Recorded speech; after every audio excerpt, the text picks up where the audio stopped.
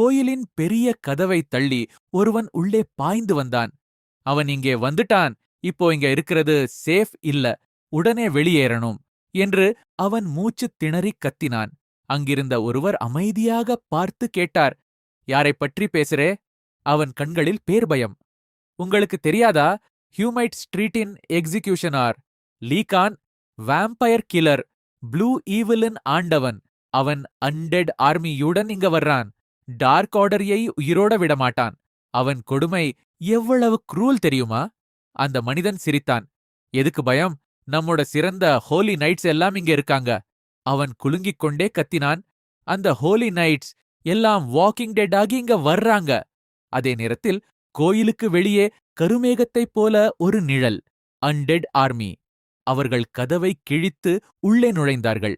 இருவரையும் தரையில் தள்ளி மண்டியிட வைத்தார்கள். தயவு செய்து விடுங்க என்று அவர்கள் கத்தினார்கள்.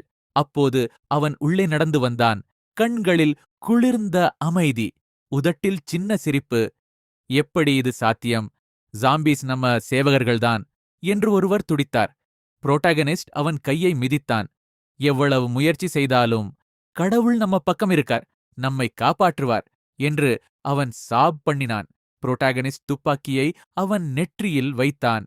ஆம், உனக்கு சில்வேஷன் கிடைக்கும், ஆனா அதை தரப்போறது நான். அவன் கண்களை மூடிக்கொண்டான். அழுதான். Divine energy என்னுளுருது. புரோட்டாகனிஸ்ட் குளிர்ந்த குரலில் சொன்னான், கடவுளின் ஆசீர்வாதம் உன்னை நேரா நரகத்துக்கு அழைத்துச் செல்லும். Gun shot. சில காலம் முன்பு 7வது இளவரசன் வெளியேற்றப்பட்டாராம். ஹோலி எம்பையருக்கு இது பெரிய அவமானம். ஆர்ச் பிஷப்பன் மகளை அவன் அவமதித்தாராம்.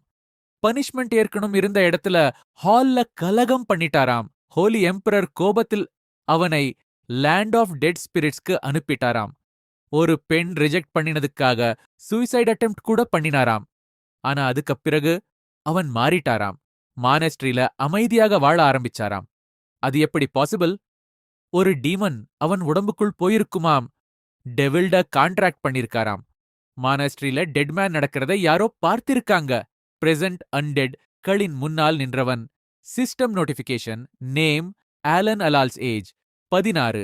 Title exiled 7th prince class necromancer. அவன் சலிப்புடன் விண்டோவை க்ளோஸ் பண்ணினான். இந்த சிஸ்டம் எப்பவும் பாப்அப் ஆகுது. இதுதான் ரூமர்ஸ்க்கு காரணம். இன்னும் ஸ்ப்ரெட் ஆனா என்னை ஹெரட்டிக்னு அக்யூஸ் பண்ணிடுவாங்க. ஆனால் உண்மை வேறதான். அவன் ஆலன் அல்ல. அவன் ஒரு சாதாரண கோரியன்ஸ் மனிதன். சூசைட் முயற்சி செய்த அந்த நேரத்தில் இந்த இளவரசனின் உடம்புக்குள் விழுந்து விட்டான். ஸ்டேட்டஸ் விண்டோவை நான் மட்டுமே பார்க்க முடியும்.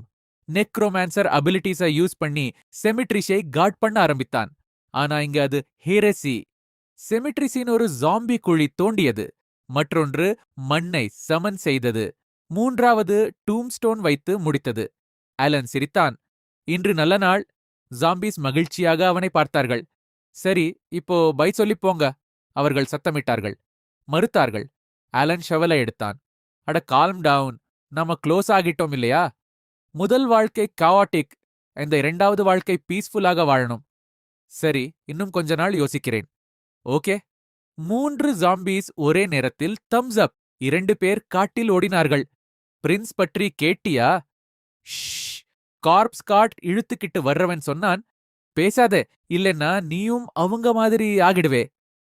வில்லேஜை காப்பாத்த பிரின்ஸை கேட்கணும். அவர்கள் நம்பிக்கையோடு ஆலன் இருக்கும் மானஸ்டரி நோக்கி ஓடினார்கள். அண்டெடை கட்டுப்படுத்தும் இளவரசன். ஹீரோவா அல்ல வில்லனா? அடுத்த எபிசோடில் தெரியும்.